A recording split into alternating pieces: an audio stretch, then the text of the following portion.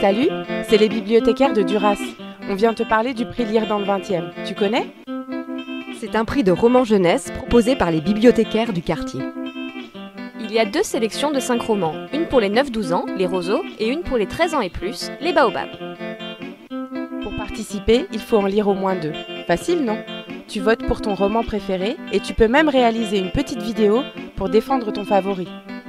Et aussi, participer à tout un tas d'animations dans les bibliothèques du 20e. Assia Djebar, Couronne, Duras, Mortier, Sorbier et Oscar Wilde. Cette année, nous te proposons de découvrir tous les mercredis les premières pages d'un titre de la sélection lu par des bibliothécaires de la médiathèque Duras. N'hésite pas à passer à la bibliothèque pour emprunter ce livre.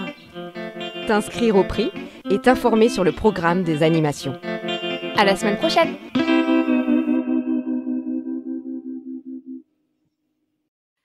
La danse des génies. Koriomé, port de Tombouctou, royaume du Mali, début février 1327, sous le règne du Mansa Kankou Moussa. La nuit est claire.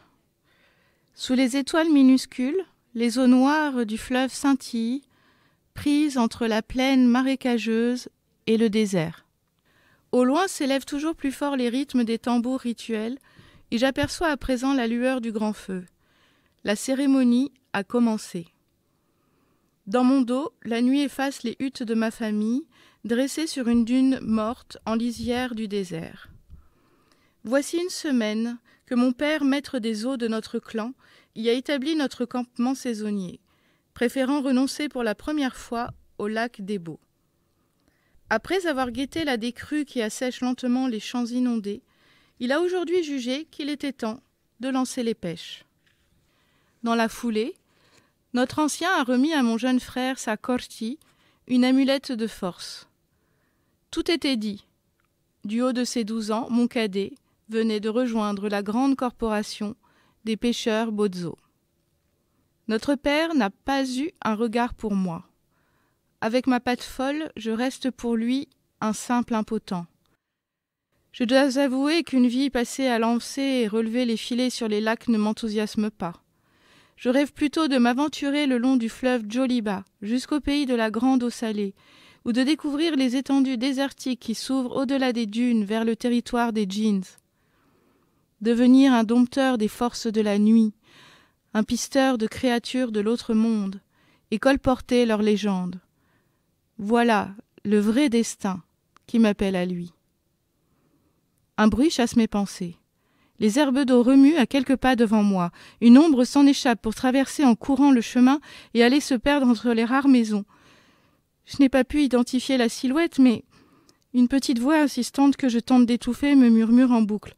« C'est le génie des eaux, c'est le génie des eaux, c'est le génie des eaux. » Tout en suppliant Maha de veiller sur moi, je m'approche de la berge armée d'un bâton pour fouiller les herbes à l'endroit d'où l'ombre a jailli. Quand j'écarte les joncs, un crocodile se glisse dans l'eau avec fracas. Je recule aussitôt, les mains crispées sur mon maigre bout de bois, et m'empresse de revenir sur le chemin. Je marche le plus vite possible vers le grand feu. Bientôt apparaît le groupe des fidèles, hommes et femmes portés par une même ferveur. Ils font cercle autour des hautes flammes et claquent dans leurs mains, accompagnant par leurs chants les rythmes des tambours d'eau. Je me mêle discrètement à eux, et je remarque alors la prêtresse, une petite femme livrée à ses incantations. Je m'attendais plutôt à ce que l'officiant soit un homme, mais je me laisse envoûter par ses paroles. À ses côtés, 3 batteurs assis en tailleur sur le sable frappent de leurs baguettes des calebasses retournées. Ils suivent des yeux les déhanchements d'une jeune fille de mon âge, qui danse en se jouant des flamèches et des escarbilles en suspension dans l'air. Abandonnée à sa transe, elle virevolte, les bracelets de ses chevilles tintent à contretemps des tambours, et les pans de son voile se soulèvent dans les volutes. La nudité a beau m'être familière, celle de cette jeune danseuse me semble, à cet instant, d'une désirable sensualité. Soudain, la possédée s'effondre sans connaissance sur le sable, et les tambours se taisent. La prêtresse cesse aussitôt ses incantations. Elle s'approche de la fille, mais ne cherche pas à la ranimer et se contente de rajuster pudiquement son voile. Un de ses assistants soulève le corps de l'évanouie pour l'emporter jusqu'à la maison du culte. Sitôt la porte de la cour refermée sur eux, la foule se disperse. Seuls restent les batteurs qui reversent dans le fleuve les coupes d'eau placées sous leurs calebasses. Encore fasciné par ce rite de possession auquel je viens d'assister pour la première fois, je fixe le feu mourant. Je revois alors danser cette fille aux gestes si légers. Elle me sourit, me faisant signe de la rejoindre.